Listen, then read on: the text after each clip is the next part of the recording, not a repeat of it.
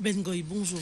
Bonjour Madame Esther Mpezo. Jour J-12, CAN 2015, Léopard de la RDC continue les préparatifs. Dites-nous un peu, les Léopards sont-ils tous déjà au Cameroun? Il y a 26 joueurs qui se retrouvent déjà au Cameroun. Il y a 3 qui ne sont pas encore arrivés, à savoir Yannick Bolassi qui évolue du côté de Crystal Palace, là nous sommes en Angleterre. Il y a Youssouf Moulumbu, le capitaine de la sélection nationale des Léopards de la RDC, qui lui évolue à West Bromwich, ainsi que le joueur, j'ai oublié, en fait... Nous allons certainement trouver.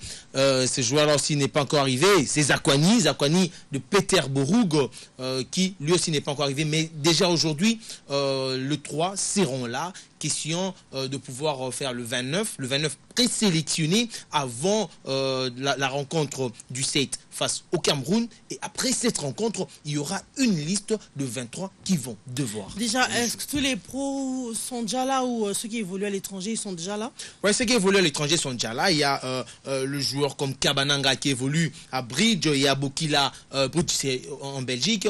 Il y a Bokila qui évolue à Terek du côté de la Russie. Il y a Kebano, Charleroi, Chancel Mbemba, Anderlecht. Ce sont des joueurs qui sont déjà arrivés. Dieu merci, Mbokani de Dynamo Kiev. Il y a Kage de Genk en Belgique. Il y a Mandanda Charleroi, Belgique. Cédric Mungongu, Evian Tonon Gaillard. On aura peut-être la liste pendant qu'on évolue, mais comment se prépare la sélection nationale? Il faut savoir que la sélection nationale se prépare bien avant de jouer cette compétition. C'est 2 fois les séances d'entraînement par jour depuis le 31. Florent Ibenga a quitté Kinshasa avec 12 joueurs qui évoluent sur le plan local et ils sont déjà là-bas au centre Mokama, à 30 km du Cameroun, de Yaoundé précisément. Ils sont en train de s'entraîner, question d'être en forme pour pouvoir jouer la Coupe d'Afrique des Nations 2015. Est-ce qu'il y a un programme spécial pour les 11 nationales?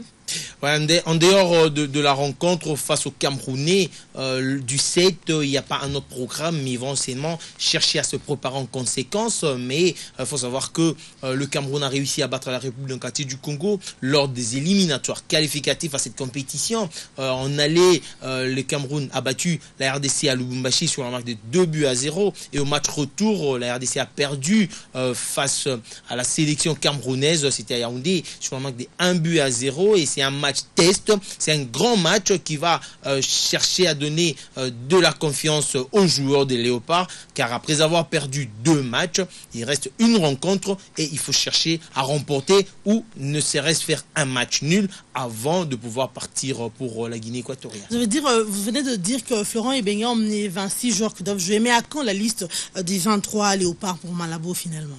En fait, c'est juste après la rencontre du 7 janvier 2014 face aux Lions Indoptables du Cameroun que Florent Ibenge va devoir publier sa liste de 23 et le 23 vont devoir représenter la RDC là-bas du côté de la Guinée équatoriale. Florent Ibenge a appelé 29 pour chercher à mettre une cohésion entre le joueur, à mettre en place une ossature qui peut faire en sorte que ces léopards puissent bien jouer. Et après la rencontre, les léopards, il y aura 23 seront le joueur choisi pour représenter le pays.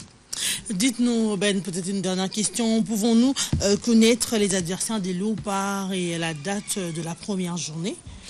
Oui, les adversaires des Léopards de la RDC, il y a la Zambie, il y a l'équipe du Cap-Vert ainsi que la Tunisie. Le Cap-Vert a pris de la confiance plutôt durant ces quelques mois. Il y a la Tunisie qui est quasiment la grande nation du football dans ce groupe.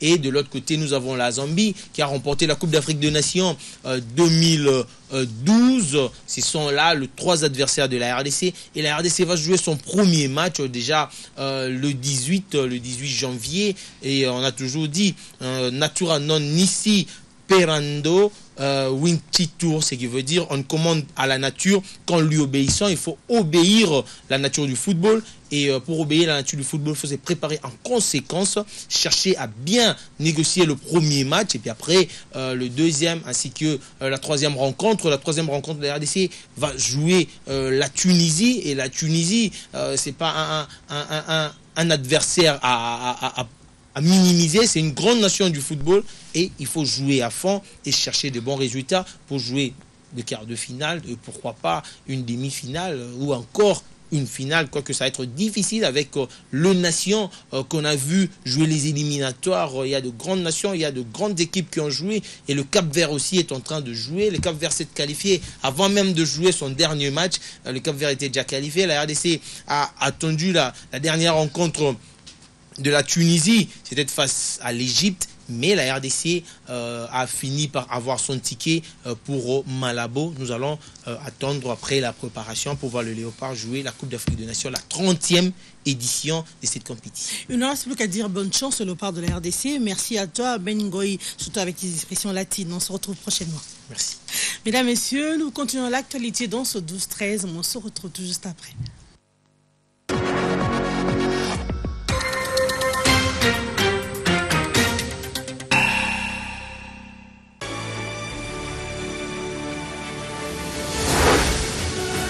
Malgré les attaques dont il fait l'objet depuis 2001,